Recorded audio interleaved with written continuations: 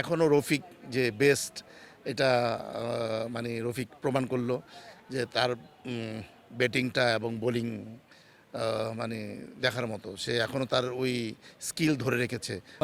সবার আগে আমি ধন্যবাদ জানাই এই অ্যারেঞ্জমেন্টটার জন্য।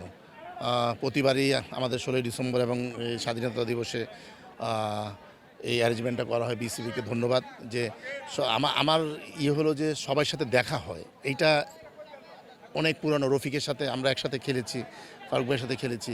সো এই যে একটা অ্যারেঞ্জমেন্ট করা হয় এবং প্রতিটা লোক একসাথে এসে যে এইটা মানে থাকে ক্রিকেট, কিন্তু এই যে একটা আবার এখন এই বছরটা কি হলো, আমরা ঈদ পুনর্মিলনীয়ভাবে আমরা এটা চিন্তা করতে পারি যে ঈদের পরে এই খেলাটা হলো। সো খুবই ভালো লাগছে। হারা জেতাটা বড় ব্যাপার না, এখানে যে সবাই একত্রিত হই এবং সবাই খেলি, একজন আরেকজনের সাথে দেখা হয়, এইটাই আমার কাছে সবচেয়ে বড় অ্যাচিভমেন্ট। হ্যাঁ, এইটা একটা বড় ব্যাপার। দর্শক তো আমরা আর মানে টেনে আনতে পারবো না, মানে এইটা অ্যানাউন্স করা হয়, দর্শকরা আসে না। যদি এইটা আমার মনে হয় যে ডে নাইট ম্যাচ হয়, তারপরে এটার মধ্যে যদি দর্শকদের জন্য কিছু থাকে, হ্যাঁ, পুরস্কার, বা এরকম অন্যান্য জায়গায় যেমন গ্যালারিতে বল গেলে ওইটা যে ক্যাচ ধরে এরকম ওই সে পুরস্কার পাবে, বা এরকম অনেক রকম দর্শকদের জন্য যদি এরকম পুরস্কারের কোনো ব্যবস্থা থাকে, তো দর্শকরা ওই ব্যাপারটা চিন্তা করে হয়তো খেলাও দেখলো, আবার ওই রকম একটা অ্যাটমসফিয়ার তৈরি হবে, হয়তো আসতে পারে এরকম।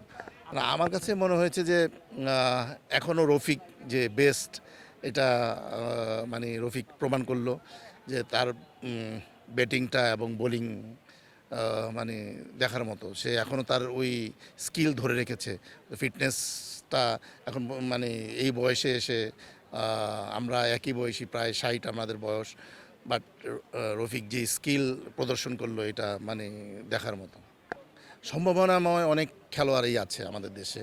আমরা যদি সঠিকভাবে তাদেরকে নার্সিং করতে পারি এবং ওই এনভায়রনমেন্ট দিতে পারি, আমরা যেটা সবসময় আমরা বলে আসছি যে আমাদের যেই প্র্যাকটিস ফ্যাসিলিটিস, এটা সবসময় সবাই জানে যে ওইটা আমাদের কম। সো এটা সর্বত্র ছড়িয়ে দিতে হবে, শুধু ঢাকা কেন্দ্রিক থাকলেই হবে না। এটা বাংলাদেশের সব জেলায়, উপজেলায় যদি আমরা ওই প্র্যাকটিসের ফ্যাসিলিটিস দিতে পারি, সো আমার মনে হয় যে আমরা আরও বেশি খেলোয়াড় প্রডিউস হবে এবং ন্যাশনাল টিমের পাইপলাইনগুলো আরও সমৃদ্ধ হবে। এইটা অ্যাসেসমেন্ট করবে বোর্ড, হ্যাঁ, তাদের দায়িত্ব। আমি অ্যাজ এ কোচ, আমার দায়িত্ব ছিল যে একটা টিম একদিন আগে পেলাম ওইটাকে একটা টিম তৈরি করা। টিম তখন রেজাল্ট করে যখন একটা টিম তৈরি হয়। সো আমার দায়িত্ব ছিল যে রাতারাতি তো আর প্র্যাকটিস করে কিছু করা যায় না, ওইখানে প্র্যাকটিসের সুযোগও নাই। সো আমি একজন আরেকজনের সাথে ইন্টারেক্ট করা এবং টিমের প্রতি ফিলিংস আনানো, এই টিমটাকে মানে জিতানোর জন্য যেই যতটুকু প্রয়োজন ছিল প্ল্যানিং করা, ওইটা আমার তরফ থেকে আমি করার চেষ্টা করেছি এবং যারা ছিল আমাদের ম্যানেজমেন্ট এবং প্লেয়ারদের মধ্যে সেই ফিলিংসটা ছিল, সেই কারণেই আমরা ওই ফাইনাল পর্যন্ত খেলতে পেরেছি।